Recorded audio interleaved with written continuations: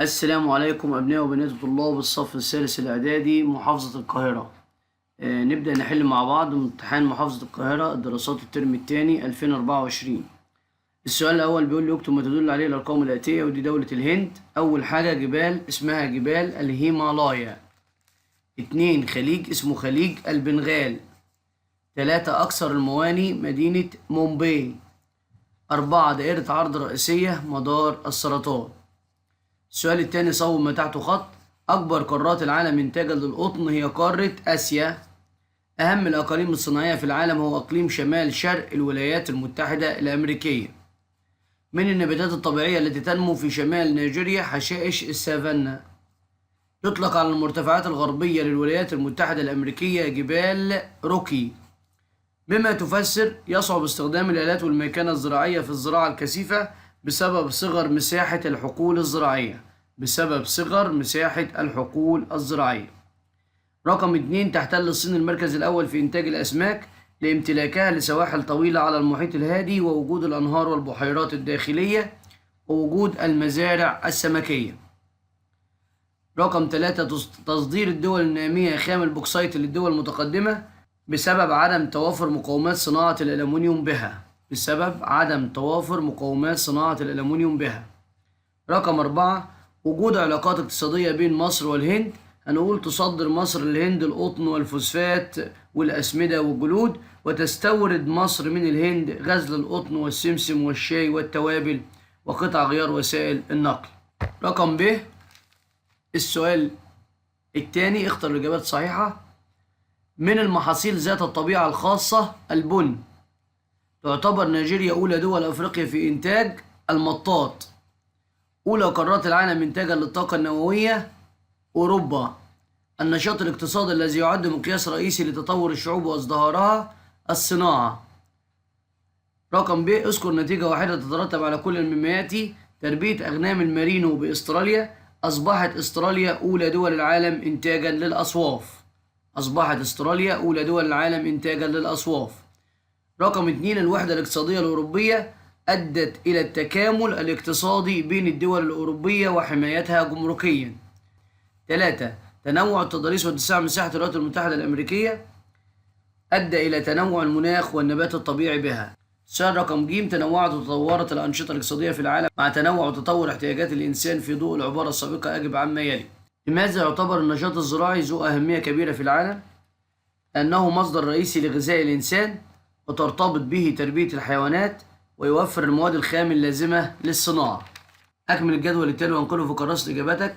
وجه المقارنة بين البترول والغاز الطبيعي. أولا من حيث الأهمية البترول يعد من أهم مصادر الطاقة في العالم، وترتبط به التنمية الاقتصادية والاجتماعية والعلاقات السياسية. بالنسبة لأهمية الغاز الطبيعي طبعا يدخل في الصناعة ويستخدم في الاستخدامات المنزلية، ويستخدم في توليد الطاقة الكهربائية، ويستخدم كوقود للسيارات. أولى الدول في إنتاج البترول السعودية. أولى الدول في إنتاج الغاز الطبيعي الولايات المتحدة الأمريكية. السؤال الثالث ثانيا التاريخ. أكتب كلمة صواب أمام العبارة الصحيحة وكلمة خطأ أمام العبارة الغير صحيحة مع التصويب. فساد النظام الملكي كان من عوامل قيام ثورة 23 يوليو 1952. صح. يعرف خط الدفاع الإسرائيلي في هضبة الجولان باسم خط بارليف. غلط، باسم خط ألون. 3 دعا الرئيس الأمريكي كلينتون لعقد مؤتمر كامب ديفيد. غلط، الرئيس الأمريكي كارتر. 4 تخلى الرئيس الأسبق مبارك عن رئاسة مصر للمجلس الأعلى للقوات المسلحة. صح. 5 تم إنشاء مجلس شورى النواب في عصر سعيد عام 1866. غلط، الخديوي إسماعيل. كان الهدف من إنشاء جامعة الدول العربية تعزيز العمل العربي المشترك. الإجابة صحيحة. دلل تاريخيا على ما يلي. كان لثورة 23 يوليو 1952 دور هام في مجال الزراعة، حيث توسعت في استصلاح الأراضي الصحراوية وقامت بإنشاء السد العالي. يبقى التوسع في استصلاح الأراضي الصحراوية وإنشاء السد العالي. لمنظمة اليونسكو سهامات عديدة في مصر. حمت معابد أبو سمبل من الغرق وأحياء مكتبة الإسكندرية. اكتب المفهوم الدال على كل عبارة مما يلي. حرب شنتها مصر بهدف استنزاف طاقات العدو الإسرائيلي بين عامي 1969 و 1970، حرب الاستنزاف. قيام الشعب بانتخاب ممثلين عنه لإدارة شؤون الحكم في البلاد وسن القوانين، الحياة النيابية. السؤال الرابع، اختر الإجابة الصحيحة مما بين الأقواس. تحققت أول تجربة للوحدة العربية 1958 بين مصر ودولة سوريا. بعد فشل العدوان الثلاثي 1956 انسحبت القوات الإنجليزية والفرنسية من مدينة بورسعيد. كان من أسباب عدوان 1967 قيام مصر بإغلاق خليج العقبة. تم عقد مؤتمر مدريد عام 1991 لحل الصراع العربي الإسرائيلي برعاية الولايات المتحدة الأمريكية. عادت طابة السيادة المصرية عن طريق التحكيم الدولي اللي هو التحكيم.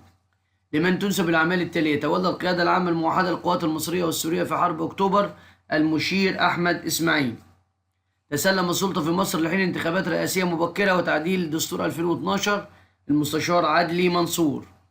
تولت رئاسة لجنة الوفد المركزية للسيدات التي تشكلت عام 1920 هدى شعراوي. ماذا يحدث إذا لم تقم ثورة 23 يوليو 1952 بتأميم شركة قناة السويس؟ لم تأتي بريطانيا في العدوان الثلاثي على مصر. رقم 2، لم تصدر بريطانيا وعد بلفور عام 1917. لم يكن هناك وطن لليهود على أرض فلسطين.